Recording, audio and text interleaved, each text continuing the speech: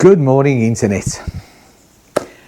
How are you all today? Happy, I hope.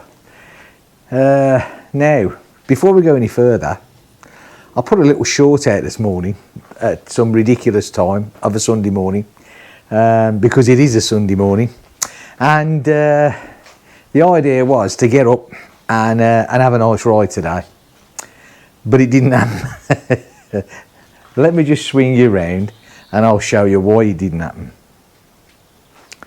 So again, this is probably get it more on the car to show you what the weather's like. It is absolutely awful.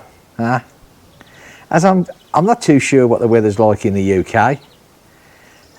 Probably the same as it is here, to be honest.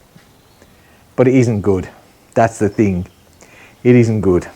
So the ride out today was certainly not going to happen.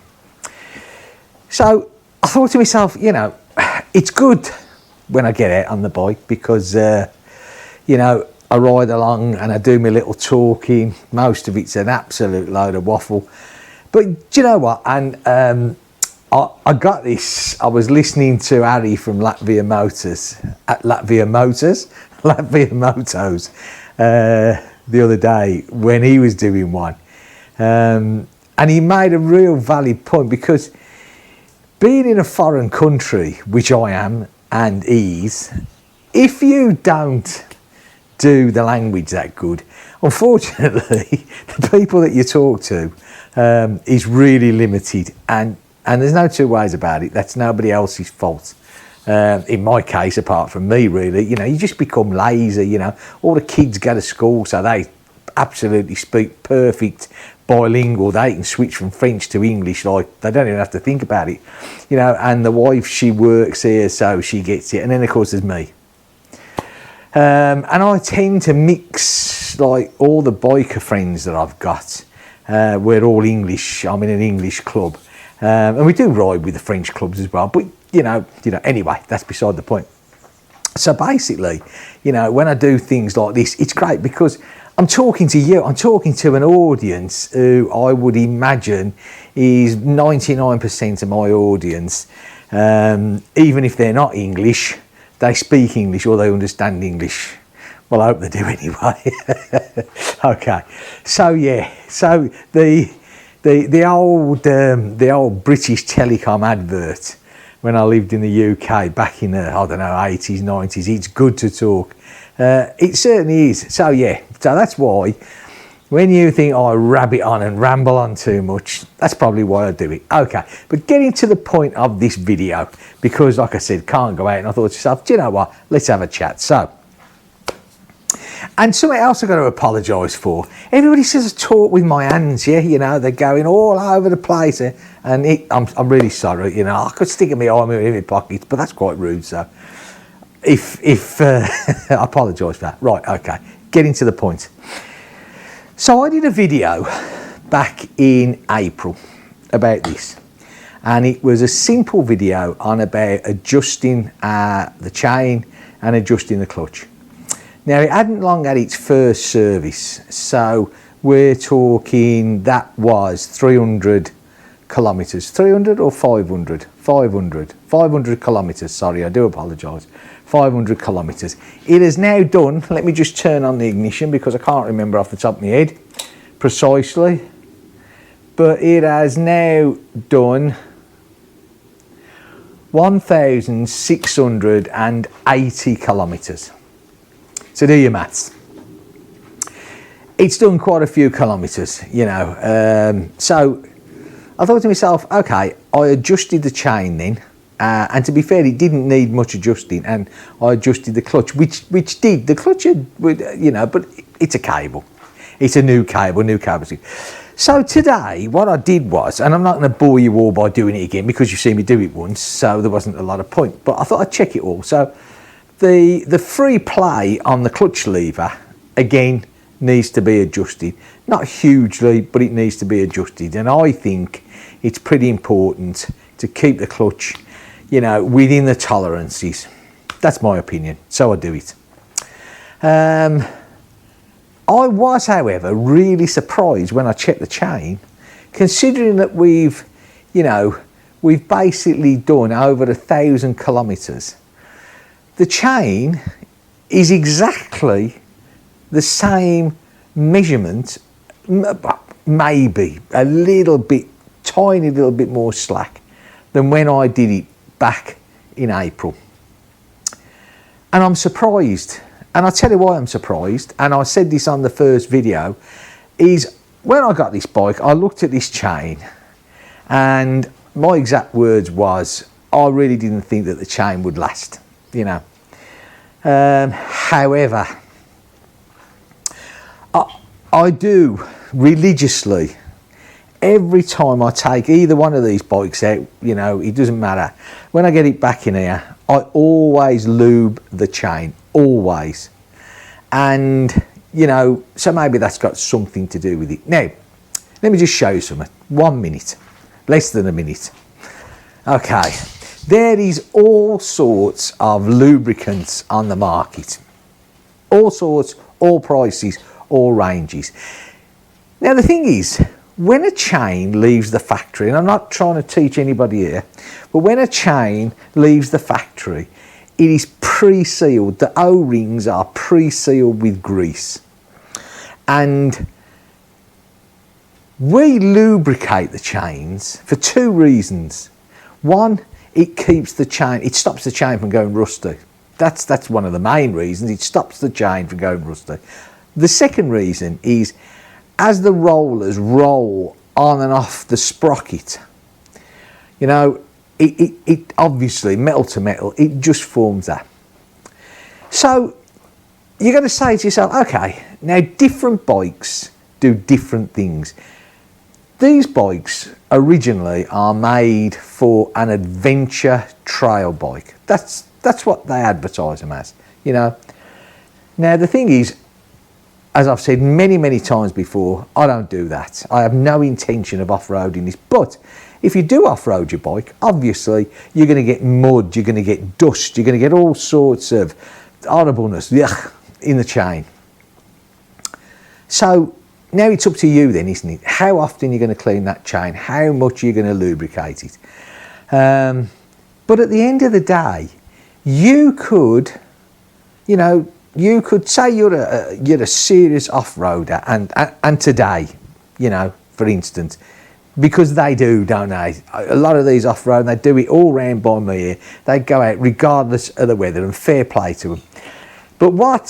So say you've sprayed your chain up, right, with a really expensive, you know, I don't know. I'm not going to name brands here. It doesn't matter, but there are some expensive ones, and you go out there, and you're 10 minutes up the road and you've gone through a load of mud and grease and all grease, mud and dirt and debris and everything else. Okay, now, so what I'm getting at, what I'm trying to say is, as long as you've got some form of lubricant on that chain, you're constantly replenishing it, and it's constantly up against the elements, especially if these bikes are off-roading. If you're just a road bike, then it's not so bad, is it? It's just dust, maybe a bit of rain and that sort of stuff. But all in all, you know, it's not going to be that. Now, what I use is this. Now a lot of you are going to say, what? No, this is W5. Anybody that knows the W5 brand, this is Lidl. I get this from Lidl. Chain spray, chain lubricant, you know. And it tells you what's in it, and it tells you all the things that it's done. But at the end of the day, I use this on both the bikes. And like I said, this bike now has done 1,000 kilometres since the last time that I checked the chain, and it hasn't stretched. It's in good nick. There's very little wear on it at all. All the sprockets, they're fine. Now this is cheap as chips, this is. In fact, I think for a tin of this size, I don't even think it's €3, to be honest with you.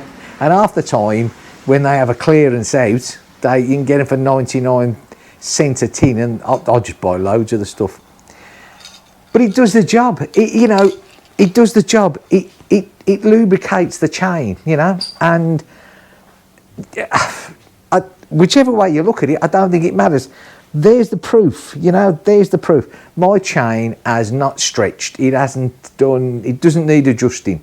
So, 1,680, coming up to 1,700 kilometres. And the chain really has only just been adjusted once. And if you watch that video, even then, it was the minimal of adjustments. So, I take it all back. I give this chain a bit of a slagging off. I looked at it and said, you know what, I don't think it's going to last. I now have to retract that statement, because I think with looking after it, it's as good as anything else, but it's down to the individual. If you don't want to look after your chain, then obviously any chain, it doesn't matter what it is, it can be a high quality chain, Normally I did change DID, change of sprocket sets, which is on the Transalp, that's great. But this seems to be just as good. So I think it's down to, learning. We all got to keep them clean. It takes 2 minutes to spray them over, doesn't it? And I don't use loads of the stuff, but it does the job. Which then brings you on to engine oil. Engine oil, because, at the end of the day, it's all right, I'm just being nosy, because I've got the garage door open, there's a car down there, I'm just thinking, where's he going? Anyway, okay. So many different types of engine oils, isn't there? There's synthetic, there's semi-synthetic. I'm a big believer that, unlike the chain, where, chains are different things, they're open to the elements, blah, blah, blah, blah, but an engine is a totally different thing. You've got to look after it. You've got to give it the best shot. That's my belief. That's truly what I believe in. So, and I also believe that silicone, not silicon, Silcoline, I'll get it right in a minute, Silcoline, that's it, dearie me, age is coming upon me. Silcoline, Comp4, ester based, full synthetic, that's, for me, I think it's one of the best. Well, you can go the next one up, which is the Pro, but I think for normal, just everyday touring around bikes, the Comp4 is probably, and this is my opinion, is probably the best oil that you can put in your bike. It's been, they test it, loads of people look at the figures. Your fuel consumption goes up by, I think it's 11%, is it, something like that? And the friction wear and everything. Okay, I personally think it's a great oil. I think if you've got a bike that you've been out and bought from brand new, now, okay, this has had, or I hope it had an oil change when it went in for its 500 kilometre service. Now, it didn't have anything else done to it, that was for sure, but I'm hoping it had an oil change. So what I'm going to do is, I think I said in one of the videos, I've ordered 5 oil filters from India with all the corresponding washers and gaskets. I've got the oil, which, I'm now only going to put in Silcoline, and I'm going to do an oil change, because I'm in a couple of 3 weeks time, or maybe slightly a bit longer than that. This bike's going to do 2 decent trips, so it's well going to clock up a few kilometres. So I'm going to change the oil, and I'm also going to do the tappets, because it's done, like I said, nearly 1,700 kilometres now. I know that this thing has never been checked on the valve clearances, never. And it should have been, so it needs to be done. Okay, when I do the little ride outs round here, it's under no pressure, it's not getting up, but that's beside the point. So it's going to be, once the oil filters arrive, I'm going to get up on the ramp, the tappets are going to be done, the oil's going to be changed. I know then it's done, and that's peace of mind for me. Again, I have very, very little confidence in the service centres of Royal Enfield, which isn't a knock at Royal Enfield, because I think Royal Enfield bikes themselves are great. But yeah, I mean, again, my personal opinion. Okay, so that's it really, you know. Chain oil, you know, what I use, like I said, is Lidl. It's cheap as chips. For my chain, it's done the job. You know, nearly 1,000 kilometres later, we haven't stretched. Excellent. So it must be doing something right.